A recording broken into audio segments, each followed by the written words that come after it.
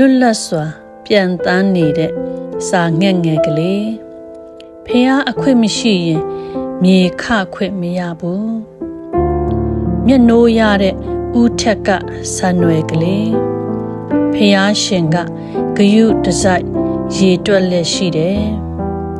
တနေ့ချင်းမှာပင်ညိုးယော်သွားမဲ့တောပန်းကလေး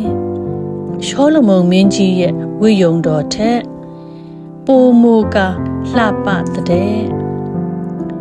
စိမ့်လန်းတဲ့တောတောင်စီးဆင်းနေတဲ့စမ်းချောင်းကလေးဖန်ဆင်းထားလေသမျှရှုမြော်မဆုံးနိုင်တာ